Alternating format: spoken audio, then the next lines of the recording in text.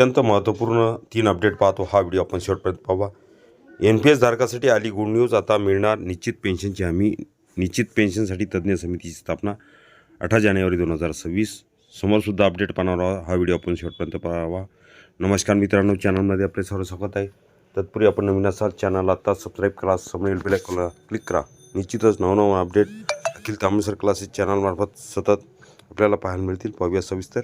राष्ट्रीय पेन्शन प्रणाली NPS अंतर्गत निश्चित पेन्शन मिळावे यासाठी पेन्शन निधी नियामक व विकास प्राधिकरणाने PFRDA महत्त्वाचे पाऊल उचलले असून निश्चित पेन्शनची रूपरेषा व नियम तयार करण्यासाठी उच्चस्तरीय तज्ज्ञ समिती स्थापन केली आहे. PFRDAने जारी केलेल्या निवेदनात ही माहिती देण्यात आली आहे.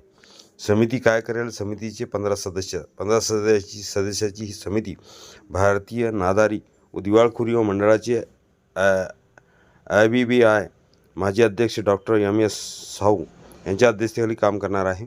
समितीत कायदा, वित्त, भांडवली बाजार, मूल्यांकन आणि शिक्षण क्षेत्रातील तज्ज्ञांचा समावेश आहे.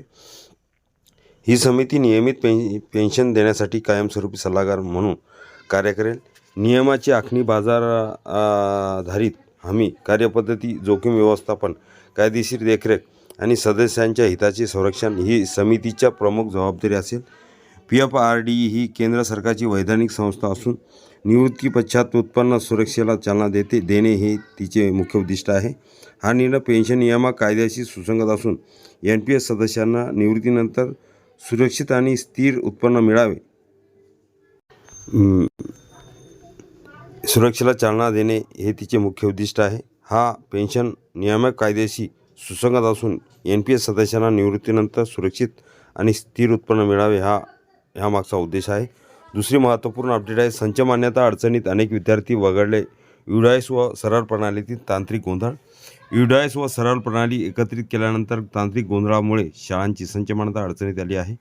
विद्यार्थी हजेरीपटावर असतो परंतु तो गृहीत धरला जात नाही, अशी शाळांची अडचण असल्याचे मुख्याध्यापक महामंडळ संघटनेने म्हटले असून संच मान्यता रिजनरेट करावी अशी मागणी केली आहे.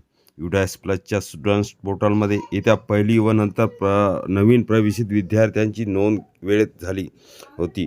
मात्र ज्या विद्यार्थ्यांना 23 ऑक्टोबर 2025 नंतर पिन नंबर मिळाला त्यांची गणना संच मान्यतेमध्ये करण्यात आलेली नाही.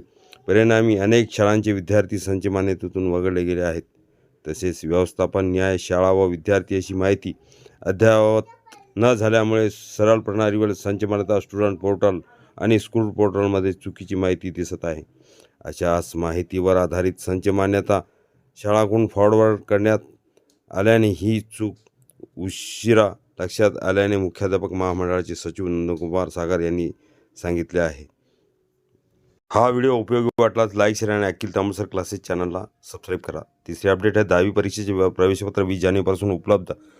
महाराष्ट्र राज्य माध्यमिक उच्च माध्यमिक शिक्षण मंडळ पुणे यांच्याशी संलग्न असलेल्या सर्व माध्यमिक शाळांमधील येत्या 10वीच्या परीक्षेसाठी विद्यार्थ्यांची प्रवेशपत्र 20 जानेवारीपासून ऑनलाईन उपलब्ध होणार आहे. 10वीची लेखी परीक्षा 20 फेब्रुवारी ते 18 मार्च या कालावधीत घेण्यात येणार आहे.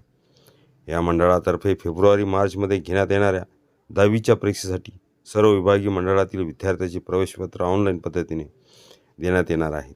ही प्रवेशपत्रे मंडळाच्या अधिकृत संकेतस्थळावर www.mahscboard.in इथे मंगळवार 20 जानेवारीपासून डाउनलोडसाठी उपलब्ध असतील.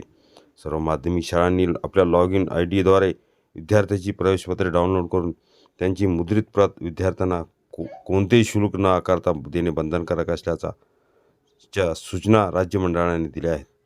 प्रवेशपत्र डाउनलोड करताना किंवा तांत्रिक अडचणी उद्भवल्यास संबंधित माध्यमिक शाळांनी आपल्या विभागीय मंडळाशी संपर्क साधावा.